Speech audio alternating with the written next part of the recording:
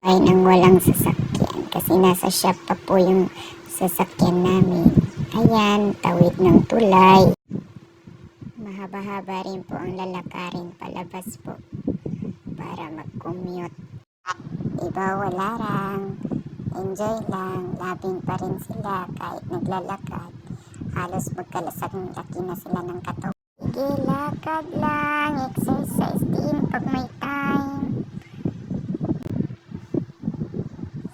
Sige, lakad lang, lakad. I-enjoy lang ang buhay. Tayo mag-a-adjust. Kung walang sasakyan, mag-commute. Don't forget to like and follow, comment down below. God bless everyone.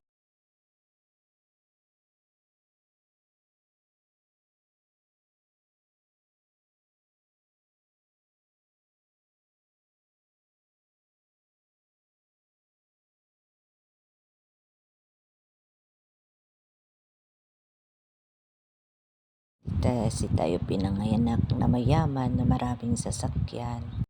Ayan, ngiti pa rin tayo. Diba? I-enjoy lang buhay. Hindi naman sa lahat ng pagkakataon na magko-commute lang tayo. Hindi rin sa lahat ng pagkakataon may sasakyan tayong sarili. So, dapat flexible tayo sa lahat ng panahon. Life must go on nga sabi, hindi naman kailangan laging komportable ang buhay. Basta i-enjoy lang natin kung anong meron tayo.